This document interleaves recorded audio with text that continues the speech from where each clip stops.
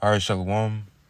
First and foremost, I want to give all praises, honor, and glory to Yahweh, Bahashem, Yahweh Shai, Bahashem, Rakah Kodash. Double honors to the elders and apostles, a great millstone, time of this truth. Peace, blessings, and salutations to the hopeful elect. Shalom, and Lord willing, this lesson is edifying. Now, in this lesson, is going into, these nations are getting ready for war. All right, as the scriptures say, the second woe is past, behold, the third woe cometh quickly. The woes represent world wars, man. The third world war cometh quickly. We understand that we're in those times, man. As we see this devil trying to bring forth this digital surveillance, cashless monetary system, we're about to enter into the thick of Jacob's trouble. Esau, which is the so-called white man, is going to come down with great wrath, all right, upon the earth, man. Okay? He finna try to enslave, the people, through his pseudoscience and technology, man. All right? And we understand the times that we're in, man. As the scriptures say, the day of a Mashiach is at hand. The day of the Lord, man, is at hand, man. All right? So you have these nations basically arming up, getting ready for war because we're in those times. All right? So the title, Europe is arming up fast. Germany, Poland, and the UK accelerates military expansion by 2027. Now, this video is mainly focusing on the EU, which we understand in the scriptures, all right, the 10 horns, man, all right, which are what a part of the beast. And we understand that, as the scriptures say, basically those EU nations, the 10 horns, they're going to take part in the destruction of America. Because we understand that America is what? Mystery Babylon the great city, the great whore, which the Lord will destroy in these last days by what? By the way of fire, man. All right? The Lord is finna have these nations shoot missiles at America, man. Even these EU nations, America's supposed allies, are going to aid in America's destruction because they're going to be fulfilling the will of Yahweh Bahashem Yahweh Shai. All right? So I want to play part of this. I got the precepts, and Lord willing, this lesson is edifying. By 2035. But Britain's plan isn't just about weapons, it is about using defense as an engine for growth. So war is needed to fund economic growth. It is starting to become crystal clear, isn't it? And remember, the UK just raised taxes on its citizens.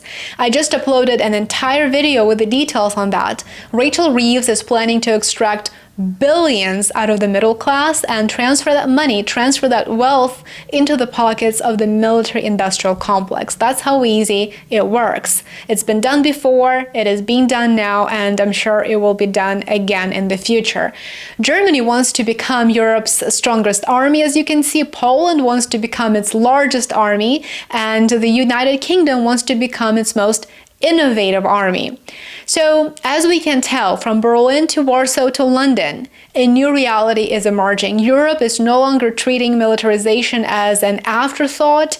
It is rebuilding entire industries, it is rewriting budgets, and it is preparing for the possibility of a more unstable era as it seeks quite unsustainable policies. And unfortunately, that is why any pro-peace voices are outnumbered and in many cases silenced. They're simply inconvenient in this political environment. It also explains why the EU has no plan to support peace-building initiatives in Ukraine. It's simply not in their interest. But taken together, one thing is very clear. Europe is entering a new chapter, one that is defined by rearmament, industrial rivalry, and geopolitical tensions. A chapter in which military power is no longer a quiet background issue, but a central pillar of many European countries' national strategies and economic policies. Of course, for an average citizen, it means deteriorating living standards, more political and economic instability, and likely a quiet, bleak prospect of a direct, possibly nuclear confrontation if things do escalate. And that's where we're going to stop it right there, man. We in those times, all right? These nations are gearing up for war, all right? The Lord is putting the spirit in them to position themselves for war because we're in those times. All right? Jacob's trouble, the hour of temptation, World War III, the return of the Lord, man. All right? We're in those times, man. Okay? All right? We're in those times. So let's go from here. All right? Let me get this, the book of Daniel, chapter 7. All right? This is the book of Daniel which Daniel had a vision, all right, of beasts, 4 beasts, which these 4 beasts represented kingdoms that will rule upon the earth, beginning with the Syro-Babylonian Empire, then the Medo-Persian Empire, then the Greek Empire, and the 4th beast, the 4th kingdom being what? Being the Roman Empire. Now, let's read Daniel chapter 7, verse 7. After this, I saw in the night visions, and behold, a 4th beast, dreadful and terrible and strong exceedingly. And it had great iron teeth. It devoured and brake in pieces and stamped the residue with the feet of it, and it was diverse from all the beasts that were before it, and it had 10 horns. This 4th beast with 10 horns represent the Roman Empire, man. And we understand you had the ancient 10 horns, the Herulis, the Vandals, the Visigoths, the Suevi, the Anglo-Saxons, such and so forth. All right. But we understand that eventually, all right, Rome would fall, okay, and come back in a form of what? America, NATO, and the EU. All right. You had the fall of Rome. All right, Esau, Edom, which is the so-called white man, which ruled as the ancient Romans, which ruled as the ancient Greeks. Esau was brought low for roughly 1,000 years. And during that 1,000-year period, you had Jake ruling in Europe. All right, this is where you get the Dark Ages, the Middle Ages, the medieval period, man. All right, you had Jake ruling in Europe, man. All right, the Moors. All right, you talk about the Jacobites. Jake was ruling all over Europe, man, during that 1,000-year period that Esau was brought low. But once that 1,000-year period was over, Esau, Edom, which is the so-called white man, would begin to return into power. And this is why they call that time what? The Renaissance. All right. The word Renaissance is what? Revival, resurgence, rebirth. All right. The rebirth of what? That spirit of Greco-Rome coming back into the earth. And it will lead up to what? The complete revival of Rome, which is what? America, NATO, and the EU. America being Mystery Babylon the Great. All right. So let's keep on reading verse 8.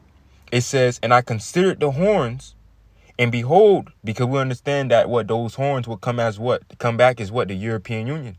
All right. You had the EU. All right.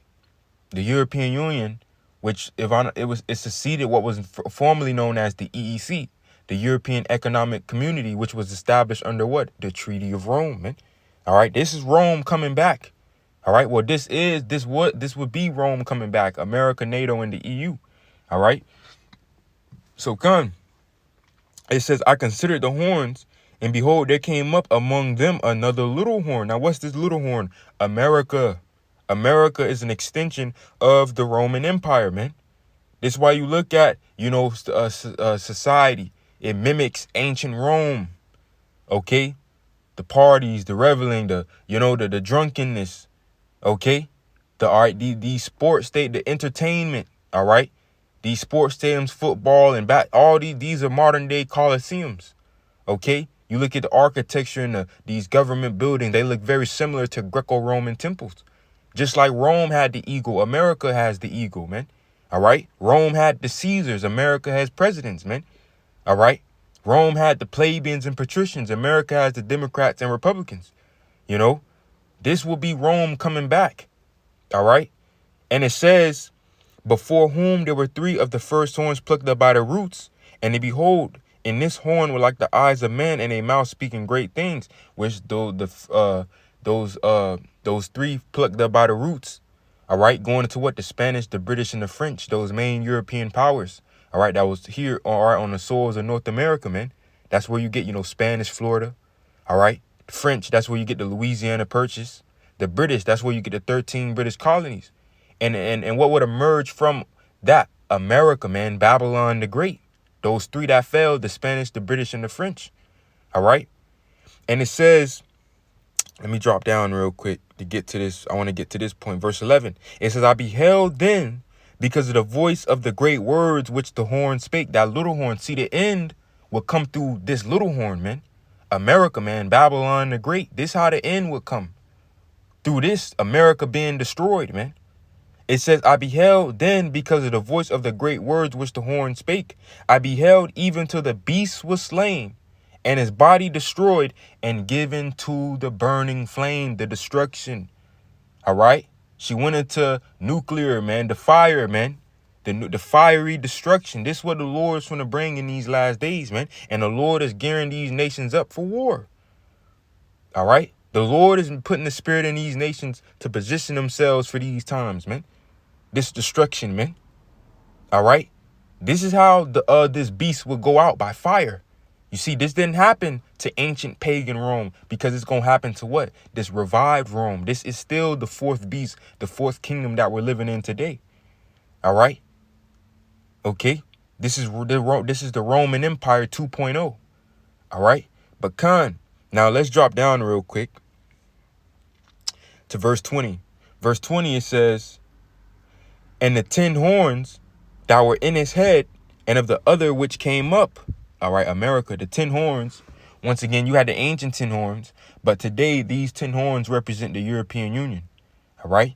So it says, and of the other which came up, which is America, before whom 3 fell, the Spanish, the British, and the French.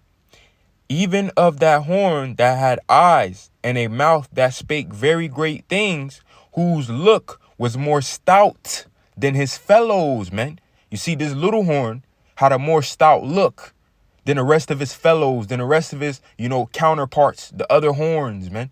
This is speaking of America, because America has a more proud, more boastful, more stout look than the rest of these other Edomite nations, man. All right. These are his other Edomite white counterpart nations, man. America has a more stout. America is basically the capital, all right, of Esau's world, man, of Esau's kingdom, man. America is basically the capital. That's why the scripture call it Basra, man. Okay, let's get the definition of this word stout. I searched it up. Stout. It says what? Strong of character, such as brave, bold, firm, determined, obstinate, uncompromising. Okay. All right. Man. A stout look. America is a more bold, stout, a stout leader, a stout heart. This is why the scriptures say whose look was more stout than his fellows, man. America, man. And the scriptures go into how these 10 horns, let's go to the book of Revelation 17. All right. Because we understand the great whore, mystery Babylon that sitteth upon the beast, the woman, the harlot is America, man. This is Revelation chapter 17, verse 16. And the 10 horns, which go into the European Union, which thou sawest upon the beast. All right. These shall hate the whore. America, man. Babylon the Great. You see? And this is why we see the tension between America and the EU nations. All right. The heads bumping because the Lord is causing this thing, man. All right. And we see these now going into the video. You got these EU nations positioning themselves for war. All right. It says, and the 10 horns which thou sawest upon the beast, these shall hate the whore, America, and shall make her desolate and naked, and shall eat her flesh and burn her with fire. This what's going to happen in these last days, man. All right. This how the destruction is going to come through these missiles, man. All right. This destruction is fiery destruction, man. All right. The missiles, man. This how this place is finna go out. The second woe is past. Behold, the third woe cometh quickly, man, as the scriptures say. All right. Now let's go from here. Let's go from here to, I could have sworn I had that verse, man.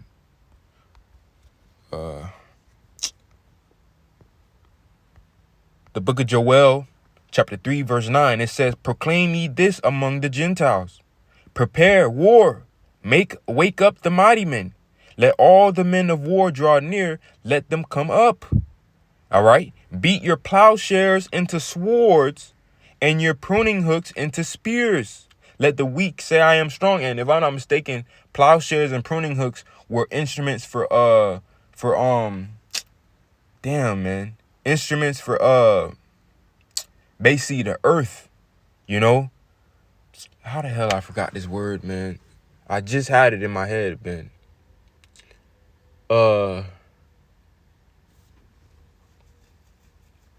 Damn, man, the word just slipped.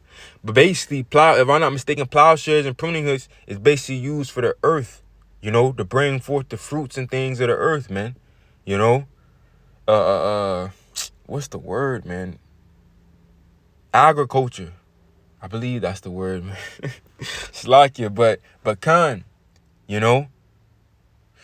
But it says beat your plow. Basically, these nations, they're using their resources and they're positioning it for war now.